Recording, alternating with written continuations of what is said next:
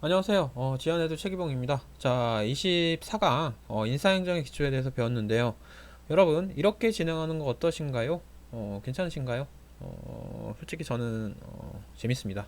재밌긴 한데 여러분들을 제 얼굴을 안 보여드리는 거에 대해서 좀 아쉬워요. 아쉽지만 어쩔 수 없죠. 여러분들 시간 아깝고 시간이 없기 때문에 시간도 아깝고 시간도 없기 때문에 제가 이런 결정을 한 거니까 약간의 양해를 바랍니다. 자, 그러면 25강 자, 인사론. 이제 아까 1절에서 그러니까 24강에서는 인사행정의 기초에 대해 배웠다면 이제 그걸 쓸 수 있는 인사행정의 핵심에 대해서 2절에선 배우겠죠. 자, 이게 사실상 인사행정의 마지막 파트입니다. 자, 넘어갈게요. 자, 19번 인적자원관리 HRM이라고 되어 있는데 Human Resource Management라고 합니다. 그래서 이거는 뭐냐면 1번 구성원의 잠재력을 최대한 개발, 활용하여 조직 목표 및 직무 만족을 달성하는 전략이자 관리 프로그램이라고 보시면 돼요. 자, 2번 인적 자원에서 전략적 가치, 인력을 비용으로 간주하던 전통적 시각에서 탈피한 거고요. 3번 참여적 의사결정을 강조했고 신축적인 업무 구조 강조, 탈관료제죠. 그러니까 신축적인 인사이동을 가능하게 만들어 놓은 게 이 HRM이라고 보시면 됩니다. 4번 내부 커뮤니케이션의 확대, 적응적인 보상 체제 및 지식에 기초한 보수 구조를 확립을 했고요. 자, 잘 개발된 내부 노동 시장을 만들었습니다. 그게 바로 이 HRM의 역할이겠죠. 그래서 보시면 자, 개방형 직위는 코스트, 비용, 전통적인 시각이죠. 이런 배경은 과학적 관리론이고 중점은 직무에 적합한 인재 선발, 소극적, 경직적, 직권적 투입 중심의 절차 규정을 중시했고요. 관리 전략은 교환 모형입니다. 자, 이 관리 전략은 보지 마세요. 안 나옵니다. 자, 공무직이 이거는 공무직위 같은 경우는 자원이라고 해서 이 인적 자원 관리랑 아주 일맥상통하는 거죠. 다음에 후기 인간관계론에서 대두를 됐고 중점은 변화에 대비한 인재의 능력 개발. 그 다음에 특징은 당연히 이거랑 반대겠죠. 개방형식이랑 적극적, 신축적, 분권적 인사행정이며 성과 중심, 결과 책임을 중시했습니다. 자, 넘어갑니다. 그래서 여러분들 이 HRM을 하기 위해서는 이게 중요하죠. 시험. 그죠? 자, 임용시험 여러분들 보게 될 텐데 형식 기준 필기시험 객관식 플러스 주관식인데 여러분들은 주관식 안 봅니다. 그죠? 왜냐하면 799은 다 객관식만 보게 돼 있죠. 그리고 이 799에선 1, 2차 시험이 통합해서 실시하는 건데 그 1, 2차 시험이 모두 필기시험입니다. 실기시험. 자, 이 실기시험 보는 직렬이 두 직렬 있죠. 여러분들 유명한 직렬 중에 소방이랑 또 경찰이죠. 소방이랑 경찰직은 여러분들 실기시험이라기보단 체력시험을 보죠. 그게 실기시험이니까 그죠. 다음 면접시험은 다 보죠. 그래서 1, 2, 3차를 다 보는 겁니다. 이해하셨죠? 그러니까 여러분들은 1, 2, 3차를 다 보는 건데 1, 2차는 병합 실시고 3차는 면접 시험으로 따로 본다. 이렇게 보시면 돼요. 목적 기준은 지능 검사, 작성 검사, 능력 검사, 체력 검사 등인데 이 체력 검사 등은 요거죠. 소방 경찰에서 보는 거 실기 시험이랑 거의 비슷하죠. 자, 시험의 효용성, 타당성 1번 시험의 목적 달성도를 얘기한 거고 자, 목적 달성도 제가 뭐라고 그랬죠? 총론에서 총론도 여기 나오네. 효과성이죠. 자, 2번 신뢰성은 시험 결과의 일관성, 타당성의 필요 조건입니다. 여기서 드디어 답이 나옵니다. 제가 조직론에서 그 얘기 했었죠. 자, 신뢰성은 타당성의 뭐라고요? 필요 조건이다. 이거 중요합니다. 시험 문제 지문에 많이 나와요. 외워두시고 다시 한번 신뢰성은 타당성의 필요 조건이다 라고 외우시면 되고 그 다음에 신뢰성이라는 거는 시험 결과의 일관성을 얘기하는 겁니다. 객관성이란 채점의 공정성, 신뢰성의 조건입니다. 자, 난이도는 시험의 변별력. 이 난이도에 대해서는 여러분들 할 말 많죠. 이번에 지방직을 시험고 국가직은 좀 어려웠다는 평이 많았어요. 왜 그럴까요? 자, 두 가지 이유가 있습니다. 실질적으로 지방직보다 약간 어렵긴 했고요. 두 번째로는 여러분들 긴장감이 풀려서 그래요. 지방직이 너무 쉽다 보니까 국가직이 어렵다라고 국가직도 쉽게 나올 거다 그런 생각하고 딱 들어가는 순간 이거 웬말 왜 이렇게 어려워 이런 얘기가 자연스럽게 나왔을 겁니다. 난이도 차이가 그래서 중요한 거예요. 난이도 조절이. 자, 실용성, 실시 비용의 저렴성과 실시의 채점의 용이성을 얘기하는 거고요. 자, 시험의 타당성, 기준 타당도를 얘기하는 겁니다. 자, 그래서 기준 타당도란 1번 이미 타당성이 검증된 기준과 관련시켜 타당성을 검증하는 경험적 타당성을 얘기하는 거고요. 2번 어떤 개념의 측정 지표와 이미 타당성이 검증된 다른 기준과의 상관성 정도로 측정합니다. 채용 시험 성적과 채용 후 근무 성적을 비교하는 방법을 많이 쓰이고요. 예측적 타당성 검증은 이렇게 쓰입니다. 신규 채용자에게 시험 후 근무 성적 평정을 실시하는 방법이고 동시적 타당성 검증은 재직자에게 근무 성적 평정을 한 후 시험을 실시하는 방법입니다. 자, 주어가 다르죠. 다시 한번 예측적 타당성 검증은 신규 채용자에게 시험 후 근무 성적 평정을 실시하는 방법이고요. 시험 후입니다. 그죠? 네. 동시적 타당성 검증은 재직자에게 근무 성적 평정을 한 후 실시하는 방법입니다. 순서가 바뀌죠. 서순이 달라요. 좀 어렵게 나오면 이 서순을 물어보는 경우도 있으니까 여러분들 꼭 반드시 암기를 하시고요. 자, 넘어갑니다. 시험의 타당성, 내용 구성 타당도라고 되어 있는데, 자, 내용 타당도는 이걸 얘기합니다. 1번, 시험의 내용이 조사 대상의 주요 공문을 대표할 수 있는 정도를 얘기하고요. 2번, 직무를 성공적으로 수행하는데 필요한 지식이나 기술이 시험에 반영된 정도를 얘기하는 겁니다. 여전히 찍어도 발음이 잘 안 되네요. 자, 직무를 다시 한번, 내용 타당도는 직무를 성공적으로 수행하는데 필요한 지식이나 기술이 시험에 반영된 정도를 얘기하는 겁니다. 자, 3번, 주로 직무에 정통한 전문가 집단의 판단에 의존하게 되어 있고요. 이거는 그래서 외워두셔야 됩니다. 다시 한번, 내용 타당도 1번, 시험의 내용이 조사 대상의 주요 국면을 대표할 수 있는 정도를 얘기하고, 2번, 직무를 성공적으로 수행하는데 필요한 지식이나 기술이 시험에 반영된 정도를 얘기합니다. 3번, 주로 직무에 정통한 전문가 집단의 판단에 의존하게 돼 있고요. 자, 2번, 그럼 구성 타당도는 무엇인가? 1번, 추상적 개념이 측정 도구에 의하여 제대로 측정되었는지 정도. 자, 측정 도구에 의하여 제대로 측정되어 있는 정도는 구성 타당도다. 이렇게 외우시면 돼요. 2번, 추상적 개념과 측정 지표 간의 일치 정도를 얘기하며 추상적 개념의 성공적 조작화와 관련. 자, 성공적 조작화와 관련 요거 외워두세요. 그러니까 구성 타당도는 측정 도구를 사용해서 추상적 개념의 성공적 조작화를 측정한다. 이렇게 보시면 되겠죠. 쉽죠? 자, 3번, 수렴적 타당성, 집중 타당성이라고 하는데, 같은 개념을 측정 시 다른 상이한 측정 방법을 사용하더라도 그 측정값은 하나의 차원으로 수렴해야 한다는 것. 그러니까 하나의 값으로 수렴해야 한다는 것과 거의 똑같은 뜻이죠. 자, 4번, 차별적 타당성, 판별 타당성이라고 하는데, 상이한 개념을 측정 시 상이한 측정 방법을 사용하더라도 그 측정값에는 나타나야 한다는 것이죠. 그죠? 측정값의 범위에 있어야 한다는 소리겠죠. 그래서 3, 4번은 비슷한 얘기지만 약간 좀 다릅니다. 다시 한번, 수렴적 타당성은 같은 개념을 측정 시 상이한 측정 방법을 사용하더라도 그 측정값은 하나의 차원으로 수렴해야 한다는 것, 하나의 값으로 수렴해야 한다는 것이고, 차별적 타당성은 상이한 개념을 봐요. 이건 위에 수렴은 같은 거야. 네, 차별적 타당성은 상이한 거야. 다른 거죠. 상이는 다르다는 뜻입니다. 측정 시 상이한 측정 방법을 사용하더라도 그 측정값에는 나타나야 한다는 것. 뒤에 말은 똑같아요. 다시 외워드릴게요. 수렴, 수갓이라고 하시고 수갓개라고 해야겠다. 좀 이상하네. 수갓개 무슨 뜻이냐면, 수렴적 타당성은 같은 개념을 측정시라고 얘기하시면 되고, 차상이라고 외우시면 되겠네요. 차별적 타당성은 상이한 개념, 차상계라고 외우시면 돼요. 수갓개, 차상계. 그죠? 쉽죠? 자, 수갓개가 뭐라고요? 수렴적 타당성은 같은 개념, 차별적 타당성은 상이한 개념, 다른 개념. 이렇게 외우시면 돼요. 넘어갑니다. 자, 실력생의 측정 방법. 아이고, 목이 갈 뻔했어요. 죄송합니다. 재시험법. 동일한 시험을 동일 대상자에게 시간을 달리하여 실시하는 방법이 있고요. 왜? 같은 시간에 실시하면 안 되잖아. 동일 대상자에게 어떻게 같은 시간에 시험을 실시해요? 말이 안 되는 거죠. 시간차를 두고 실시하고 그거를 측정해서 보는 게 맞죠. 자, 동질 이용법. 같은 내용의 시험을 형식을 달리하여 동일 대상자에게 실시하고 그 성적을 비교하는 방법, 복수 양식법이라고 합니다. 반분법. 시험은 한 번 치르되 각 문항을 반으로 나누어 성적의 상관관계를 살펴봄으로써 시험의 신뢰성을 측정하는 방법인데, 자, 뭐 이거는 반분법은 시험 문제 나왔다 안 나왔다 하니까 그래도 한번 외워두세요. 다시 한번, 반분법이 뭐라고요? 시험은 한 번 치르되 각 문항을 반으로 나누어 성적의 상관관계를 살펴봄으로써 시험의 신뢰성을 측정하는 방법. 4번, 문항 간 일관성 검사법. 시험 문항을 비교하여 그 성적의 상관성을 비교하는 방법이라고 되어 있습니다. 그래서 여러분들이 봐야 할 건 이 재시험법, 그 다음에 동질 이용법, 같은 성질의 것을 다른 형태로 본다, 이렇게 보시면 돼요. 보시면 동질 이용법도 같은 내용의 시험, 같은 형식이죠. 형식을 달리하여, 같은 내용이죠. 형식 다른 형식으로, 그죠? 이렇게 보시면 됩니다. 그래서 요거 같은 내용의 시험 동질, 형식을 달리하여 이형, 이렇게 보시면 돼요. 쉽죠?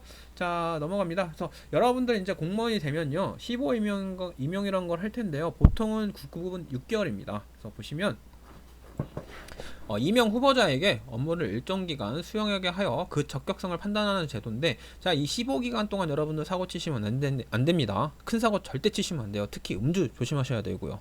아셨죠? 음주운전은 무조건 15임용에서 제입니다. 조심하셔야 돼요. 2번 시험 제도의 연장선이며 실적주의의 보완책 부적격자의 사후적 배제 수단으로 활용되고 있고요. 발음이 왜 이렇게 꼬이지? 자, 죄송합니다. 대상은 신규 채용되는 5급 이하 공무원 및 기능직 공무원을 얘기를 하고 기간 5급은 1년, 6급 이하 및 기능직 공무원은 6개월입니다. 그죠? 그래서 5급은 사무관을 얘기하는 거잖아요. 사무관은 1년이고 1년이란 15기간을 거치게 되어 있고 힘들겠죠. 사실상 별 문제 없이 사시는 분은 문제가 없는데 가끔 술을 드시는 분들은 문제가 많이 생기더라고요. 조심하셔야 됩니다. 6급 이하, 그러니까 6, 7, 8, 9급은 6개월 정도 버티시면 된다는 소리입니다. 버티라는 소리가 아니라 이 기간 동안은 여러분들 그냥 고개 바짝 숙이고 공무원 시험 힘들게 했으니까 일 배우고 그러다 보면 시간 6개월 금방 갑니다. 꼭 명심하시고. 자, 5번 근무 성적이나 교육 훈련 성적이 나쁜 경우에는 면직시키거나 면직 제청이 가능한데 뭐 이건 웬만하면 하진 않습니다. 큰 사고를 치지 않는 이상은 분명히 얘기했습니다. 자, 여러분들 6급 이하 공무원이니까 6, 7, 8, 9급 임명되신 분들은 6개월만 열심히 배우시고 일하시면 돼요. 힘들게 시험 보고 들어가셔서 괜한 긁어부스는 만들지 마세요. 그리고 이때 만약에 살짝 사고를 쳤는데 그냥 넘어간다 치더라도 징계가 먹으면 승진의 제한이 많이 받습니다. 그러니까 6개월 동안은 무조건적으로 나 죽었습니다. 열심히 배우겠습니다. 겸손한 자세로 다니셔야 됩니다. 이건 일종의 잔소리예요. 그래도 합격한다는 그 기쁨을 잠시나마 느낄 수 있어서 좋았죠. 여러분들 모두가 예비 공무원이니까 명심하시고 반드시 6개월간은 제 말씀처럼 조용히 열심히 배우겠다 그런 자세로 다니세요. 자, 신뢰성의 측정 방법 1번 근무 실적과 직무 수행의 및 직무수행 태도 등 체계적이고 정기적인 평가를 얘기하며 1923년 직위분리법이 도입되면서 공식적으로 도입됐습니다. 앞에 15의 명을 제가 왜 넣냐면 공부에 탄력받으라고 그래서 넣은 겁니다.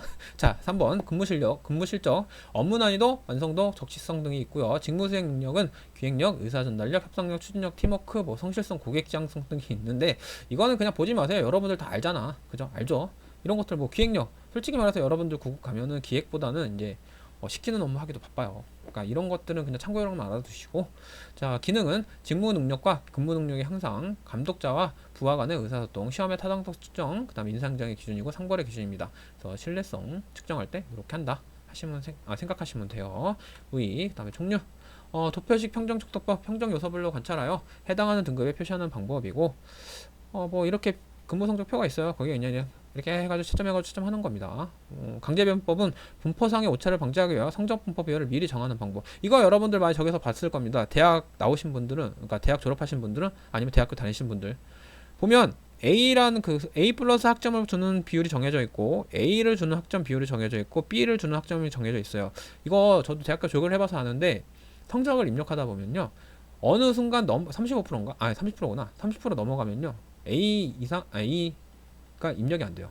자동으로 B가 돼요. 또 B도 이 전체 누적 비율이 45%인가? 40%였나? 기억이 안 나네. 40% 딱 되는 순간, 학생 수의 40%가 되는 순간 B가 입력이 안 되고 C로 넘어가요. 이런 식의 강제로 배분시키는 게 있더라고요. 대학교 학점 프로그램이. 솔직히 말하면 대학 교수님이 약간 시켜서 본 적이 있습니다. 그리고 교수님도 얘기를 해주시고 제가 조교였으니까. 자, 3번 사회법. 피평등자 간의 근무 성적을 서로 비교하여 서열을 부과하는 거 있고요. 피평등자가 뭐냐면 평정을 받지 않는 사람들 또는 그런 거 맞죠. 자, 4번 산출기록법. 생산고로 나타나는 근무 실적을 수량적으로 평가하는 겁니다. 그다음에 중요사건기록법은 평정자로 하여금 직접 기술하게 하거나 표시하게 하는 방법이고요. 중요사건기록법 앞에서 잠깐 나왔을 겁니다. 조직론에서. 그래서 평정자로 하여금 직접 기술을 하거나 표시하게 하는 방법이 주관성이 들어가기 때문에 객관적인 측정이 잘 안되겠죠. 그런 거 얘기하는 거고, 행태기준 척도법은 중요행태 기술과 점수를 할당하는 방법이라고 되어 있습니다. 자, 여러분들 여기서 봐야 될 건 도표식이랑 강제배분법, 그 다음에 서열법 정도는 보세요. 여기 시험 문제 잘 나옵니다. 다시 한번 강제배분법은 아까도 얘기했지만 대학교 학점 생각하시면 쉽습니다. 그죠? 분포상의 오차를 방지하기 위하여 성적 분포 비율을 미리 정하는 방법. A가 아까 제가 얘기했죠. 저희 대학교는 30%가 아니구나. 죄송합니다. 15%였나? 아마 그랬을 거예요. 그리고 나머지 B가 30%, 나머지가 다 C 또는 D, E, F. 이게 다 정해져 있었어요. 저희는. 학점 프로그램이 이렇게 돼 있기 때문에 죄송합니다. 프로그램이 이렇게 돼 있어서 조금 당황스러웠었어요. 자, 넘어갑니다. 자, 신뢰성의 측정 방법 5차 종류. 요거 많이 나옵니다. 근데 여러분들 이거 제가 읽어드리긴 할 텐데 이런 게 있다라는 거는 좀 알아두세요. 연쇄 효과. 한 평정 요소가 결과가 다른 평정 요소에 영향을 미치거나 피평정자의 전반적인 인상에 평정에 영향을 미치는 차고 가장 많이 실수하는 거죠. 우리나라는 뭐 정의 국가 정 초코파이 정 그런 거 말하는 거 맞습니다. 그 정자입니다. 정에 의해서 이끌리기 때문에 내가 여기 A를 줬으니까 아이씨 뭐 나도 A 줘야겠지. 뭐 이런 식으로 이끌려서 그냥 한 요소가 다른 요소까지 끌고 가고 또는 여기 밑에 좀 피평정자의 전반적인 인상이 평정에 영향을 미치는 정도. 나 이 사람 잘하니까 그래도 잘하겠지. A를 줘야지. 못하더라도 A를 줘야지. 뭐 이런 식의 인상을 하는 게 있습니다. 그런 거 얘기하는 겁니다. 자, 분포상의 오차. 집중화 경향, 관대화 경향, 엄격화 경향을 얘기하고요. 규칙적 오차, 일관성이 있는 집중화, 관대화, 엄격화 경향을 얘기하는 겁니다. 자, 그래서 총계적 오차는 일관성 없는 평정, 실제 평정과 평균가 차이의 총계로 측정하고 있고요. 그 다음에 논리적 오차는 평정 요소 간의 논리적 상관관계로 인한 오차. 이 논리적 오차가 뭐냐면 그 보면 위에 연쇄 효과처럼 어떤 것들, 그러니까 이런 논리가 없는 것들 그런 거에 대해서 오류가 발생하는 겁니다. 그러니까 그 논리적 오차는 근데 그 분명히 논리가 있다고 생각했는데 논리가 없어. 보니까 그런 것들 얘기하는 거고요. 상동 오차는 유형화, 고정관념, 선입관에 의한 오차를 얘기하는 거고 이 피평정자라는 사람이 뭐냐면 어떤 거냐면 그러니까 여러분들 평정을 당하는 사람을 피평정자라고 해요. 그죠? 그 피평정자가 평정자가 보기에 이 사람 괜찮다 하는 순간 그냥 B 받을 것도 A 주는 거니까 그런 것들 때문에 연쇄 효과가 발생하는 겁니다. 제가 이거에 다시 설명할까요? 중요하기 때문에 그렇죠. 자, 규칙적 적자는 일관성이 없는 집중화, 관대화, 엄격한 경향이 있고 총계적 적자는 일관성 없는 평정, 실제 평정과 평균값의 차이 총계로 측정하는 거고 일관성 없죠. 이렇게 해버리면 그죠? 그냥 요거에 대해서만 측정을 하는 거니까 그죠? 자, 5번 논리적 오차, 평정 요소 간의 논리적 상관관계로 인한 오차를 얘기하는 거고 상동 오차는 유형화, 고정관념, 선입관에 의한 오차를 얘기하는 겁니다. 자, 이 상동 오차에 선입관에 의한 오차가 들어갔다는 거 중요합니다. 자, 유사 오차는 자기의 성향과 유사한 부하에게 후한 점수를 주는 오차. 이것도 일종의 선입관이죠. 투사는 자신의 감정이나 특성을 다른 이에게 전가함으로써 발생한 오차인데 투사라는 뜻이 그냥 뭔가를 집어넣고 그걸 보는 거예요. 사물을 자기의 선입관 같은 걸 집어넣거나 아니면 자기의 감정을 집어넣거나 여기 보죠. 감정을 다른 사람에게 전가함으로써 발생한 오차고 기대성 차고는 사전에 가지고 있는 기대에 근거한 무비판적 지각에 의한 오차를 얘기하는 겁니다. 그래서 여러분들 봐야 될 거는 이 네 가지. 아니 여기까지 봐야겠구나. 유사오치까지만 보시면 될 것 같아요. 수사는 사실상 정책론에서 많이 나오기 때문에 이런 데서 이렇게 해서 헷갈리게 되진 않을 것 같아요. 제가 보기에는 연쇄효과, 분포상의 오차, 규칙적 오차, 총계적 오차, 총계적 오차라고 하죠. 오타났네. 그 다음에 5번 논리적 오차, 그 다음 유사 오차 정도까지 보시면 될 것 같습니다. 자, 넘어갑니다. 다 이해하셨죠? 다시 한번 연쇄효과가 많이 나오니까 연쇄효과만 한 번 더 설명을 드릴게요. 한 평정 요소의 결과가 다른 평정 요소에 영향을 미치거나 내가 여기서 A를 줬으니까 이것도 A를 줘야겠지. 여러분들 그렇잖아. 어떤 그 강의 평가를 볼 때도 이 사람이 여기 그냥 A 적으니까 조금 높게 줬다 해가지고 A를 또 주는 경우도 있죠. 그런 거 얘기하는 겁니다. 그다음 피평정자의 전반적인 인상이 평정에 영향을 미치는 정도를 착오를 얘기하는 거죠. 그쵸. 평정에 영향을 미치는 거. 이 피평정자라는 사람이 이 사람이 일을 너무 잘했어 평상시에. 그러니까 여기서 지금 개판을 쳐도 언젠가 잘하겠지 하고 후한 점수를 주는 것들 그런 것들 얘기하는 겁니다.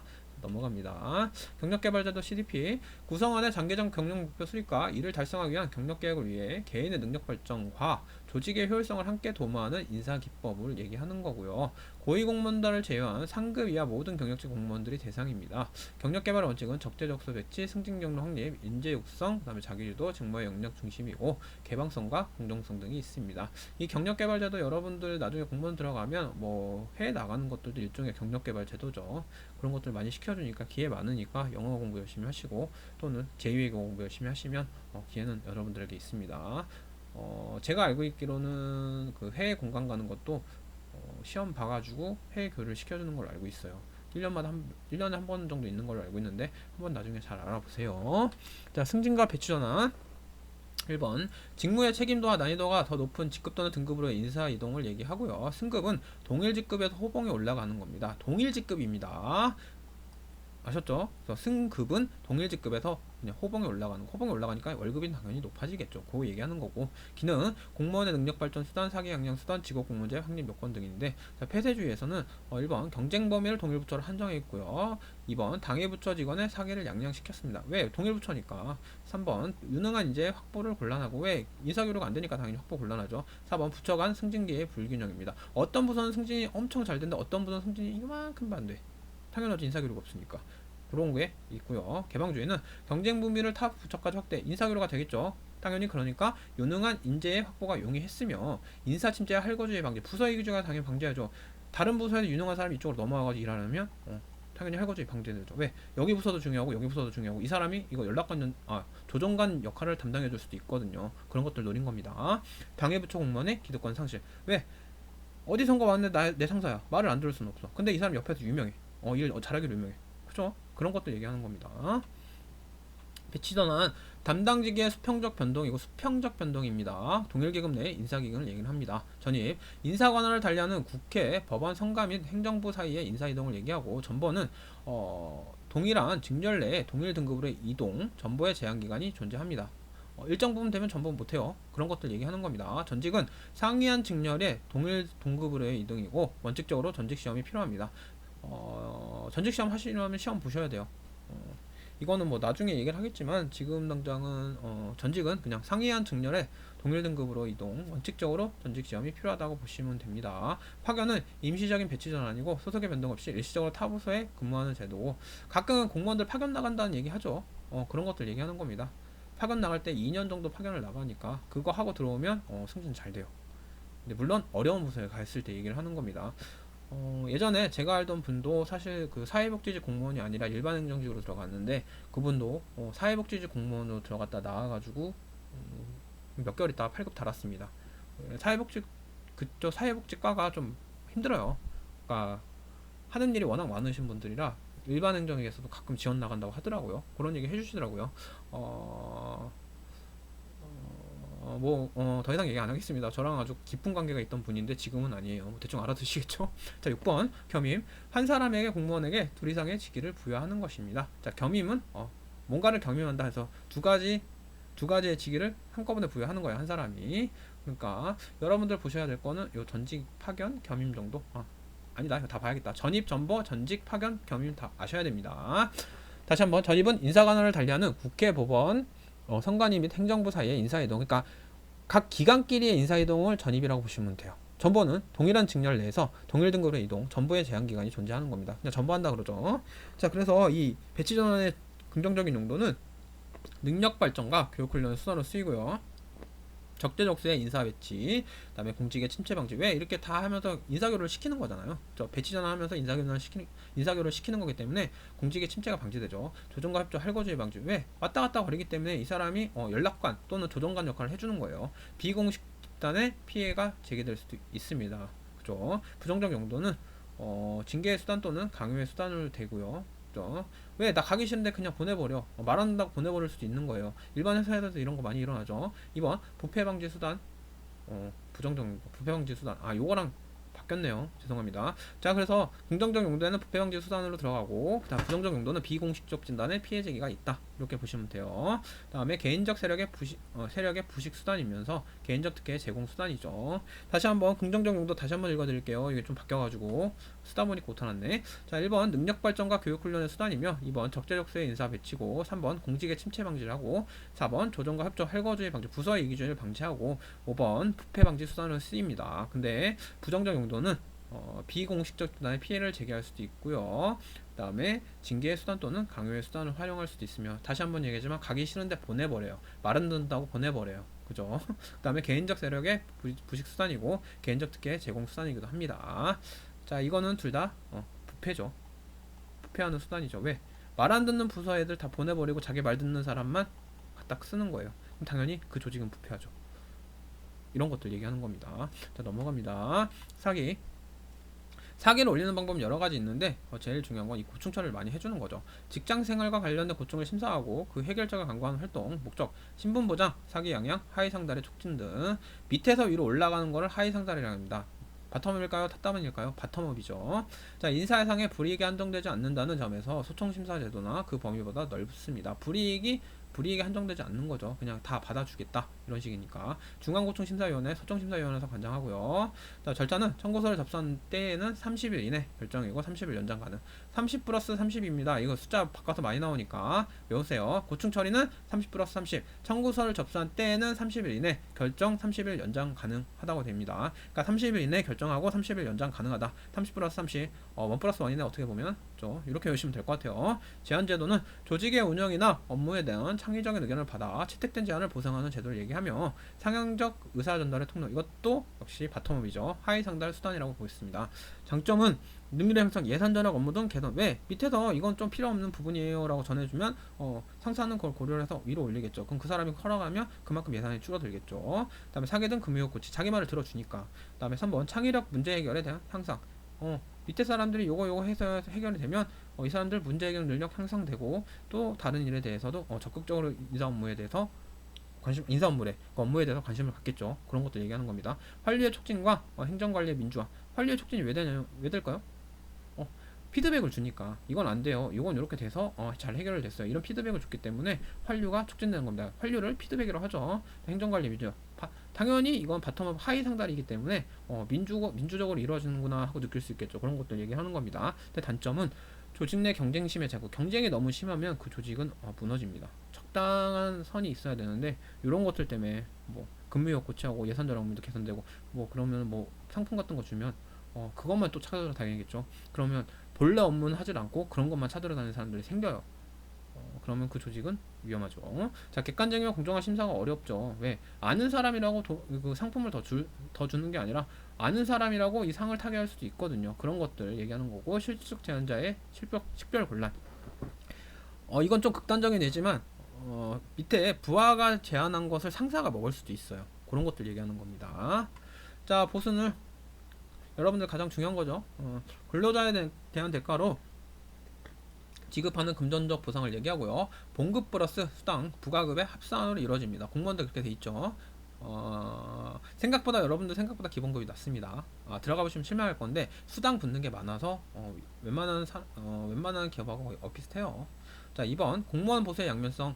직무에 대한 반대급부 및 생활보장적 급부라고 생각하시면 되고요. 특징은 법정주의에 따른 경직성, 비시장성, 사회윤리적 성격, 정치적 성격으로 인한 합리성의 제약.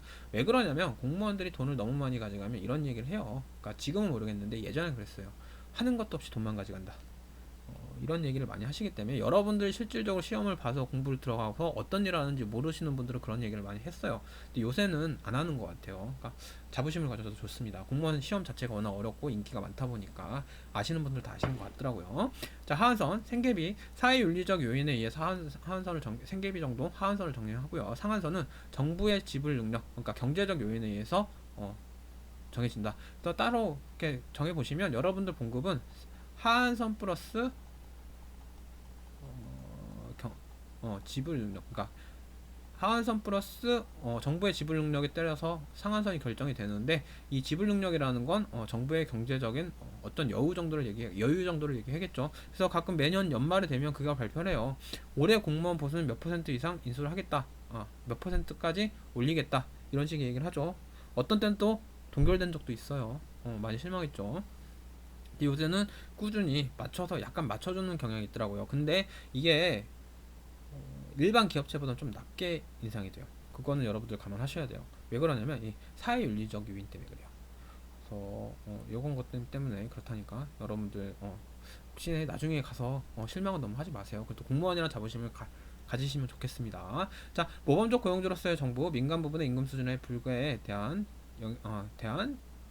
물가에 대한 영향력도 고려하게 되어 있습니다. 이거 잘 안 보여가지고 죄송합니다. 물가에 대한 영향력을 다 고려. 그러니까 여러분들 봉급을 정할 때 정부에서는 생계비 또는 정부의 지불 능력, 그 다음에 임금 수준과 그다음 물가에 대한 고려해서 다 정하는 겁니다. 막 정하는 게 아니라서 여러분들이 합리적인 거에 따라 정해진다고 보시면 돼요. 근데 그 합리성이라는 게 약간 조금 이제 사회적 이자율 같은 거죠. 그러니까 일반 이자율보다 낮게 정해진다고 보시면 돼요.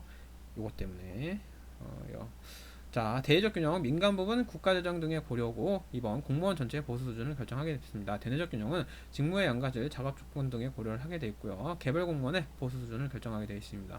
그래서 이 보수에 대해서 제가 왜 버벅이냐면 여러분들한테 이걸 정확히 얘기해 주기가 좀 그래요. 그러니까 이 보수는 여러분들 가서 받아보시면 첫 번째 본금 좀 실망하실 겁니다. 특정직 빼고는 많이 실망하실 거예요. 그걸 미리 감안하고 들어가시면 돼요. 근데 그 정도만 버티면 연금이란 게 있기 때문에 10년 정도 버티면 연금이란 게 있기 때문에 그거 보고 공무원 생활 하시는 겁니다. 다시 한번 얘기하지만 일단은 여러분들 합격하는 게 최우선이기 때문에 힘내십시오. 자, 넘어갑니다. 보수 체계는 이렇게 되어 있습니다. 생활급, 객관적 직무보다 개인의 연령과 가족 상황 등을 기준으로 하고요. 연공급은 근속급이라고 합니다. 근무연한에 따라 그 직급, 인적 요소 기준이고 동일 근속, 동일 보수를 갖게 되어 있고요. 직능급은 직무 수행 능력 기준, 현재와 잠재 능력을 보고 그다음에 동일 능력, 동일 보수, 노동력의 가치에 따라 지급하게 되어 있고 직무급은 직무의 가치 기준, 직위분리에 관련되어 있으며 직무급 아까 직무 등급 아까 봤죠? 그거 얘기하는 겁니다. 동일 직무, 동일 보수, 노동의 가치. 여기는 노동의 가치고 여기는 노동력의 가치입니다. 구분하셔야 돼요. 근데 이 보수 체계에 대해서는 잘 안 나오니까 그냥 이 정도만 있다고만 아시면 돼요. 성과급, 실적급, 직무 수행의 결과 기준, 현실화된 기여도 기준, 동일 성과, 동일 보수고요. 자격급은 자격급 소지 여부에 따라서 나옵니다. 이 자격급은 여러분들 그 공무원들이 공무원 조직에서 인정해주는 자격증 등이 있는데 그걸 가지게 되면요 자격증 수당이라고 해서 수당 나오는 게 있어요. 그거 얘기하는 거예요. 넘어갑니다. 신분보장 여러분들 가장 중요한 거 이거죠. 공무원들 하는 이유가 바로 이것 때문이잖아요. 신분보장이 되기 때문에 여러분들 헌법 또는 법률에 의해서 신분보장이 되기 때문에 큰 사고를 치지 않는 이상은 신분보장 다 됩니다. 근데 아까도 얘기했지만 특히 술 같은 건 용서가 안 돼. 음주운전 같은 건 절대 용서 안 돼요. 그리고 또 하나 성범죄 같은 거 그런 것도 절대 저지르시면 안 되고 그리고 공무원 자체는 여러분들 타의 모범을 보여하기 때문에 다시 한번 말씀드리지만 절대적으로 사고 치시면 안 됩니다. 힘들게 들어가서 괜히 징계 먹고 또 승진 안 되면 슬프잖아요. 그런 것들 하지 마시고 여러분들 잘 하실 거라 믿으니까 그렇게 생각하시면 돼요. 마침 요 얘기가 나와서 말씀을 드리는 겁니다. 오해하지 마시고. 자, 신분보장 1번 의. 공무원이 법에 정하는 사유에 의하지 않고 신분상의 불이익을 당하지 않는 것. 제가 얘기했죠. 그죠? 법에 의해 규정이 됐기 때문에 함부로 아무도 못 건드립니다. 여러분들 사고치지 않는 이상은. 자, 예외 1급 공무원 직무 등급이 가장 높은 고위공무원에 속하는 공무원들은 예외가 되죠. 이분들은 신분보장이 안 되고 여러분들 특히 7급은 신분보장 된다고 아시면 돼요. 징계 사유 국가공무원법 위반, 직무상 의무 위반, 직무 태만, 체면 또는 위신상의 손상인데 자 체면 또는 위신상의 손상은 아까 제가 얘기했죠. 그 음주운전 같은 것도 이런 거에 들어가는 거예요. 직무태만이라는 거 자기 일을 안 한 거. 법령에 정해진 민원사무처리법에 따라서 민원사무를 처리해야 되는데 안 하는 것들 직무태만의 일종이죠. 직무상 의무 위반을 하고 다 걸려 들어가는 겁니다. 그러니까 이거 다 보시고 중앙징계위원회는 국무총리 소속이며 보통징계위원회는 5급 이상 공무원, 그다음에 연구 및 지도관을 장으로 하는 행정기관 소속에서 열리며 절차는 징계 요구서를 접수를 합니다. 그 기관에서 30일 중앙징계위원회는 60일 이내에 의결을 해야 됩니다. 열고 징계 의결 절차에 따라서 징계를 의결한다. 뭐 이런 그게 나와요. 그런 것들 문서가 나오니까 그런 것들 보고 하는 거고 징계위원회는 비공개로 하게 되어 있습니다. 망신 주는 것 자체는 그냥 비공개라고 생각하시면 돼요. 굳이 오픈해가지고 사람 망신 줄 필요 없잖아요. 어차피 징계 먹는 것도 망신인데 그죠? 그렇기 때문에 그런 징계위원회 자체는 비공개구나. 이렇게 외우시면 됩니다. 자, 그래서 신분보장 징계 종류는 이게 있는데 경감, 정강, 해파라고 외우시면 돼요. 감까지는 경징계고 가벼운 징계라는 소리입니다. 정, 강, 해, 파는 중징계입니다. 이건 꼭 외우세요. 자, 종류는 6가지. 경징계는 견책, 감봉 정도고 견책은 정가에 대한 훈계와 회계고 그다음에 6개월간 승진과 승급이 제한됩니다. 근데 이게 아무리 경징계라도요. 비공식적으로 징계를 먹는 순간 여러분들 승진과 전부 자체가 완전히 제한된다고 보시면 돼요. 승진 잘 안됩니다. 왜냐면 승진 심사에서 떨어져요. 그거는 감안하셔야 되니까 그냥 제일 좋은 거는 사고 안 치는 게 제일 좋습니다. 감봉 1개월 이상 3개월 이하의 기간 보수의 3분의 1을 감안하고요. 18개월간 승진과 승급이 제한됩니다. 그래서 보시면 여기는 몇 개월 여기는 몇 개월 이렇게 됐죠. 그건 뭐 떨어진다거나 아니 계급이 떨어지는 그런 건 여기는 없죠. 그죠? 보시면 뭐 보수의 감봉은 보수의 3분의 1을 감하고 18개월 승진과 승급을 제한한다. 요거 외우시고 정직은 1개월 이상 3개월 이하의 기간이며 신분은 보유하나 직무에 종사하지 못하며 18개월간 승진과 승급의 제한이 있습니다. 그래서 정직은 감봉은 없어요. 감봉하는 내용은 없기 때문에 정직에 뭐 감봉한다는 내용 자체가 들어오면 틀린 겁니다. 강등은 1계급 아래로 직급을 내리는 겁니다. 그 다음에 신분은 보유하고요. 3개월간 직무에 종사 금지, 그 기간에 보수의 3분의 1을 감함. 여기 감봉 나오죠. 이 감봉이랑 지금 제가 말한 감봉이랑 틀린 겁니다. 감봉은 그냥 봉급을 감한다는 소리예요. 이 감봉은 징계로서의 감봉이고요. 자, 그래서 18개월간 승진과 승급이 역시 제한되고 다 18개월이야. 그치? 감봉, 정직, 강등도. 네, 해임은 강제퇴직을 시키는 겁니다. 이거 강한 거예요. 근데 이게 있어요. 해임이나 파면을 시키면 그러니까 파면하는 게 제일 센 거고요. 해임은 그거보다 약간 약한 단계입니다. 해임은 강제퇴직, 퇴직금에는 영향이 없으며 3년 이내에 재임용이 금지되고요. 파면은 강제퇴직시키는 건 똑같은데 퇴직금의 2분의 1을 감하고 5년 이내 재임용이 금지됩니다. 이건 외워두셔야 돼요. 이 해임과 파면을 많이 헷갈려요, 여러분들. 다시 한번, 해임은 강제퇴직, 해임과 파면 똑같이 강제퇴직이지만 해임은 퇴직금엔 영향이 없고요. 3년 이내 재임용이 금지되고, 파면은 퇴직금의 2분의 1을 감하고 5년 이내 재임용이 금지되는 겁니다. 아셨죠? 자, 그러면 다시 한번, 견책은 감봉이 없고 정직도 감봉이 없네, 그죠? 근데 나머지 감봉이라는 경징계에서는 보수가 깎이는 게 있고 강등도 깎이는 게 있죠. 그죠? 그래서 감봉과 강등은 봉급이 깎인다. 이렇게 보시면 됩니다. 다시 한번, 경징계 종류 견책, 감봉이 있고요. 중징계는 정직, 강등, 해임, 파면 등이 있다. 이렇게 외우시면 될 것 같습니다. 자, 그리고 직위해제. 자, 공무원의 신분을 유지하되 직위를 부여하지 않는 제도인데 사실상 이 직위해제를 당하면요, 여러분들 나가라는 소리입니다.